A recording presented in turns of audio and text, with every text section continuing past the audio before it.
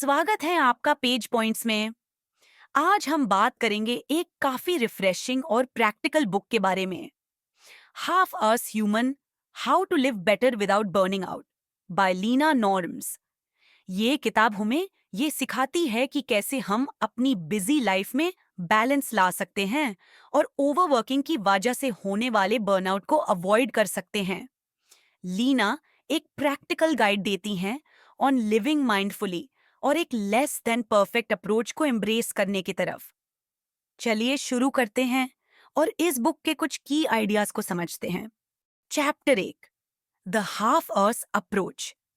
लीना अपने half hours approach का concept introduce करती हैं। पहले सुनने में ये थोड़ा फनी लग सकता है, पर इसका मतलब है कि परफेक्ट होने के प्रेशर को छोड़कर गुड इनफ पर फोकस करना। हमारे सोसाइटी में ओवर अचीवर्स को ग्लोरीफाई किया जाता है, जो स्ट्रेस और बर्नआउट का सबब बनता है।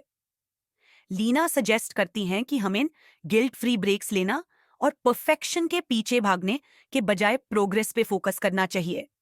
Chapter 2, understanding burnout. इस चैप्टर में लीना बर्नआउट के रीजंस और इफेक्ट्स एक्सप्लेन करती हैं। ये एक दिन में नहीं होता, ये लंबे टाइम तक स्ट्रेस और ओवरवर्क का रिजल्ट होता है। लीना कहती हैं कि बर्नआउट के अर्ली साइंस पे ध्यान देना जरूरी है ताकि हम उससे टाइम पे प्रिवेंट कर सकें, जैसे कि बाउंड्रीज सेट करना और अपने लिए ब्रेक्स लेना। Chapter 3, setting boundaries. लीना कहती हैं कि अपने एनर्जी और टाइम को बचाने के लिए बाउंड्रीज सेट करना इंपॉर्टेंट है, चाहे वो काम हो, पर्सनल लाइफ हो या फैमिली। नो बोलना एक सेल्फ रिस्पेक्ट का साइन है, सेल्फिशनेस का नहीं। बाउंड्रीज हमें फोकस करने का टाइम देती हैं और एक सस्टेनेबल लाइफ जीने में हेल्प करती हैं। Chapter 4, imperfection. परफेक्शनिज्म एक बड़ा स्ट्रेस फैक्टर है। लीना ये समझाती हैं कि परफेक्ट होने की कोशिश करते करते हम अपनी क्रिएटिविटी और रिलैक्सेशन खत्म कर देते हैं। इम्परफेक्शन को एक्सेप्ट करना और सक्सेस को एक नई डेफिनेशन देना ही प्रोग्रेस की असली की है।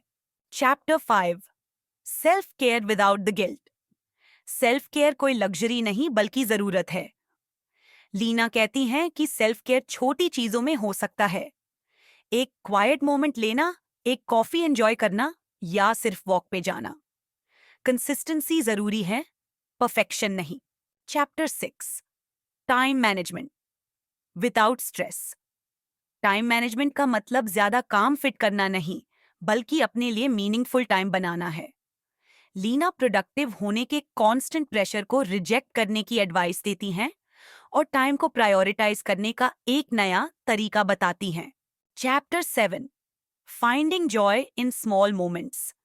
बड़ी अचीवमेंट्स का वेट करने के बजाय लीना छोटी छोटी खुशियों को एंजॉय करने की एडवाइस देती हैं, जैसे एक अच्छी कॉफी, एक सनसेट या दोस्तों के साथ एक हंसी का पल।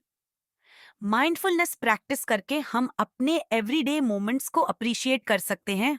Chapter 8, reconnecting with yourself. Leena कहती हैं कि बिजी लाइफ में हम खुद से कनेक्ट करना भूल जाते हैं। जर्नलिंग, मेडिटेशन और रिफ्लेक्शन से अपने असली सेल्फ को समझना जरूरी है, ताकि हम अपनी वैल्यूज और नीड्स के साथ जी सकें। Chapter 9, letting go of hustle culture. Hustle culture burnout का सबसे बड़ा कारण है। लीना इसका ऑल्टरनेटिव बताती हैं, एक माइंडफुल और बैलेंस लाइफ अप्रोच जिसमें रेस्ट और रिफ्लेक्शन को प्रायोरिटाइज किया जाए। Conclusion, life better not harder. तो ये थी हाफ अर्से ह्यूमन की स्टोरी, एक बुक जो हमें परफेक्ट होने की रेस से दूर ले जाकर माइंडफुल लिविंग सिखाती है। अगर आपको ये समरी अच्छी लगी हो तो लाइक, सब्सक्राइब और बेल आइकन जरूर प्रेस करें और कमेंट्स में बताएं कि आप हाफ अर्स अप्रोच के बारे में क्या सोचते हैं।